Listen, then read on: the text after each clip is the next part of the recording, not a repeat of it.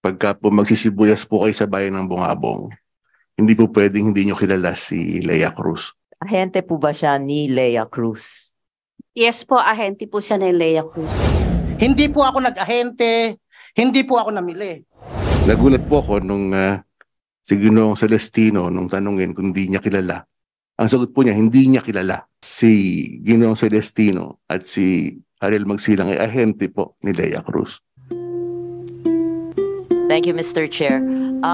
Mr. Chair, I'd just like to point out, but in the February 8 meeting, there were two names of farmers that were mentioned, Mr. Jojo Celestino and Ariel Magsilong, and Magsilang, to which Ms. Cruz said she does not know them. I have here, Mr. Chair, in the absence of the Senate minutes, former Mayor Alan Gamilla and farmer representatives from my district, Mr. Marvin Makaliwangan and Ms. Yula Ladesma. Mayor Alan, could you please tell us about that Senate hearing? Was it in 2014? So kagalang-galang po na tagapangulo ng pulong. Yes, Kasama po ang Salamat. mga miyembro po ng komite ng pagkain at agrikultura. Magandang hapon po sa ating lahat. Korea. Ako po ay dating punong bayan ng Bungabong. Ang tinagurian po na onion capital of the Philippines dahil kami po ang may pinakamalaking share ng production po ng sibuyas sa buong Pilipinas. Kaya po pag pinag-uusapan po ang sibuyas, hindi po kami pwedeng, hindi po nababanggit. At pagka po binanggit yung pangalan ni Lea Cruz, hindi po pwedeng hindi namin kilala dahil po kami pong lahat na magsisibuyas sa matagal pong panahon ay sinasabi na ito po yung taong talagang sumisira sa industriya po ng bayan po namin. Kaya Mayor, yes, mawalang galang lang po. Yes, sir. Can we ask the committee secretary, pakitawag si Mr. Celestino at si Mr. Magsilang?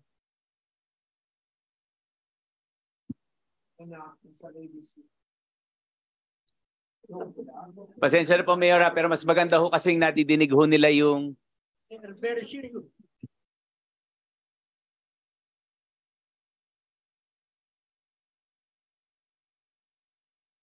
Okay, so for the information of the bodies, we only have Mr. Jojo Celestino. Hindi namin makontak si Mr. Magsilang. Anyway, later on, baka pwede, Mayor, matulungan nyo kaming malocate po yung address nung ano. Tatawagin lang po natin, mas magandang madinig. Congria, would that be okay? Yes, Mr. Chair. Okay.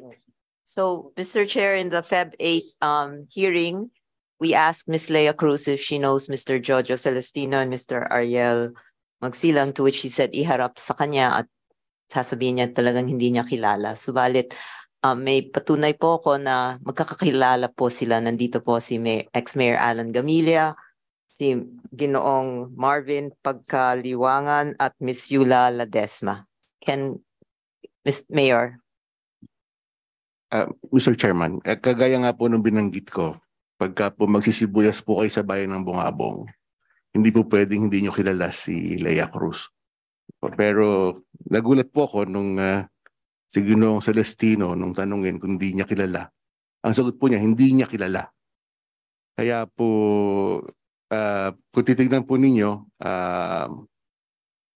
nagulat po kami lahat sa Bungabong nung pong sumagot po siya ng ganon. Dahil doon po sa binabanggit na hearing sa Senado, noon pong 2014, mayor po ako noon. At nandoon po kami lahat dahil nga po sibuyas po ito, Mr. Chairman. So pag sibuyas po talagang sensitibo po kami lahat po doon. Lalo na po at matagal na panahon na talaga pong kami ay hirap na. At doon po nakita ko sila na magkakasama na sa panig po ni Ginang Lea Cruz at ako po sa panig ng gobyerno at yun pong binabanggit na dalawang magsasaka ni Kong Ria, sila po ay sa panig din po ng magsasaka.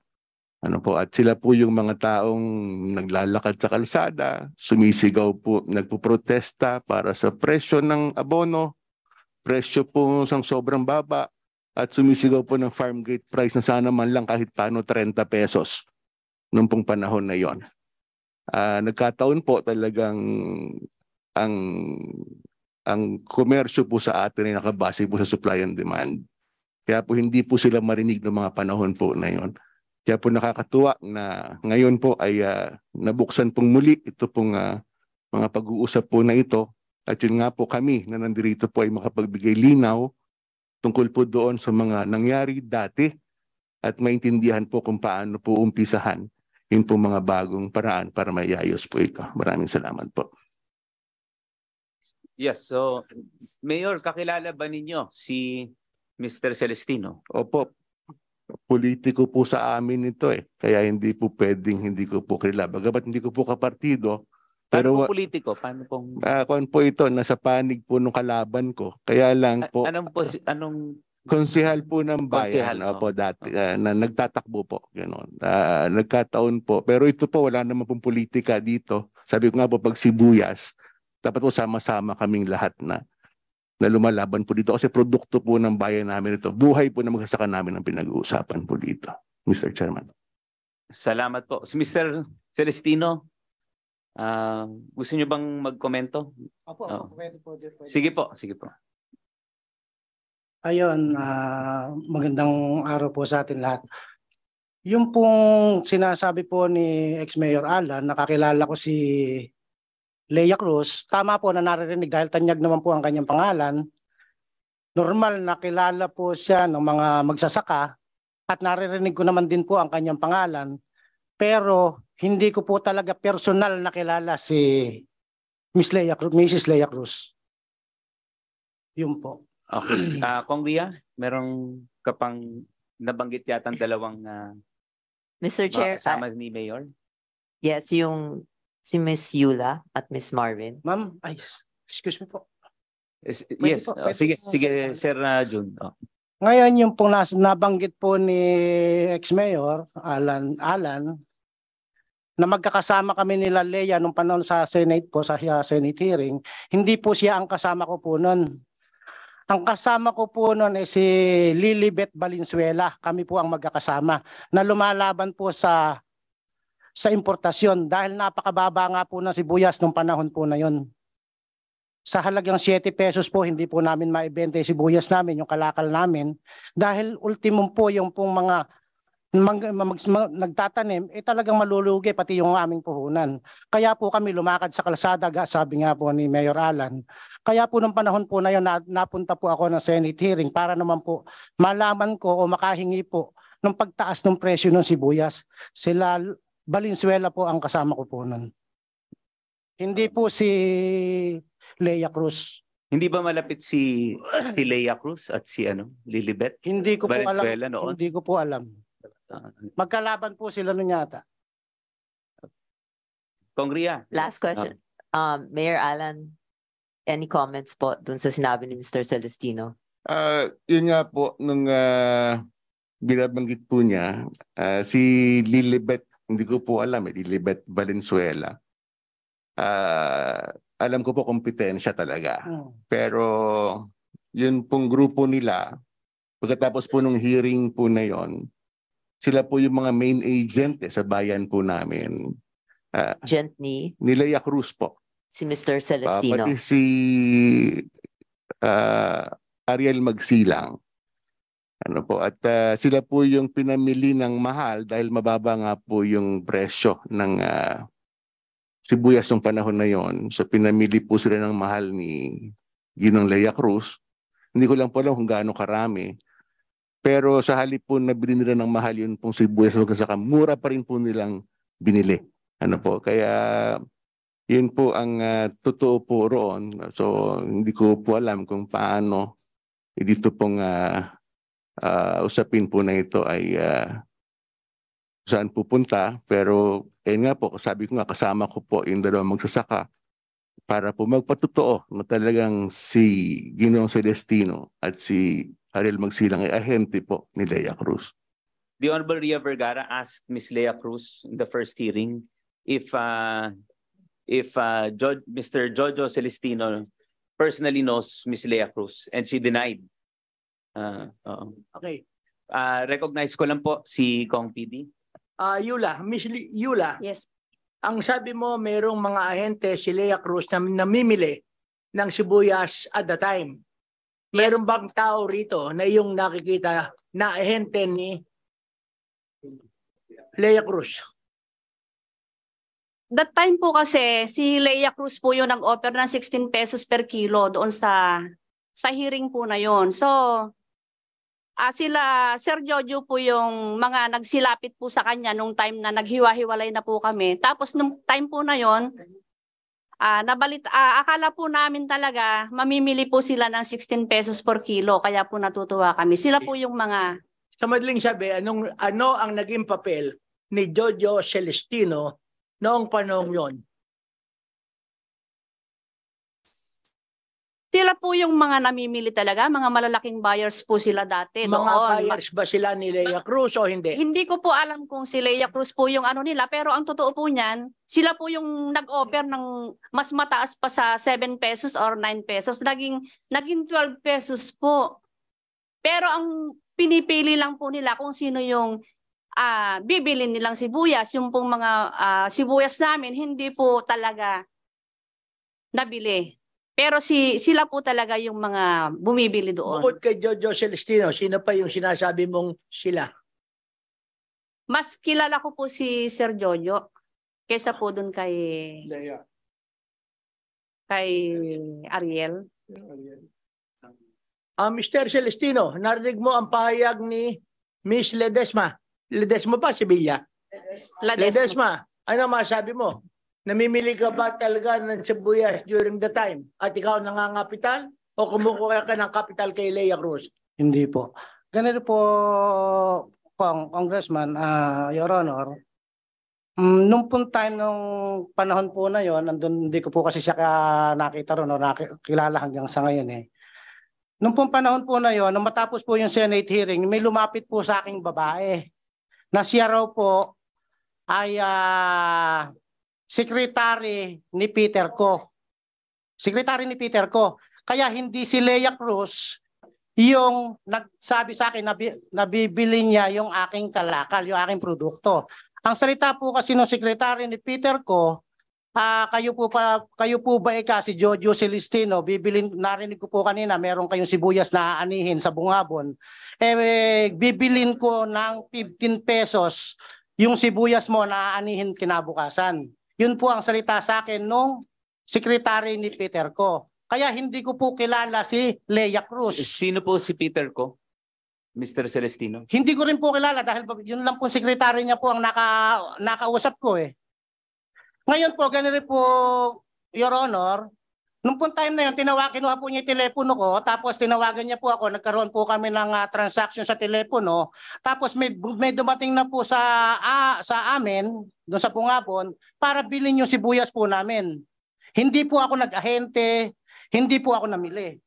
Basta't yun lang po, meron lang pong pumuntang tao doon para bilhin at para kunin at bayaran yung aming kalakal. Ngayon, nung maibenta ko na po yung aking kalakal at yung naibenta ko na rin po yung kalakal ng mga kaibigan at mga kamag-anak ko doon sa tumawag sa akin na yon, normal dahil kasi mas mataas ng kinukuha eh. Mas mataas ng kinuha yung sibuyas namin kasi sa 7 pesos talagang hindi kami makikita ro, talagang malulugi. Ngayon, kinuha niya ng mas mataas na presyo, natural kami naman, gusto namin kumita at yung mga nagtatanim nato gustong kumita, kaya ibinigay namin yung sibuyas namin. Kami nagbenta, hindi kami nag-ahente at hindi kami namili. Nagbenta si Jojo Celestino po. Mr. Chairman, considering that we are talking about Lea Cruz, may I hear any information from her lawyer?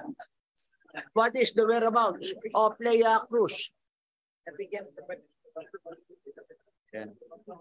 Attorney? 1 hour ulit. Hindi. 1 hour has passed and 35 minutes.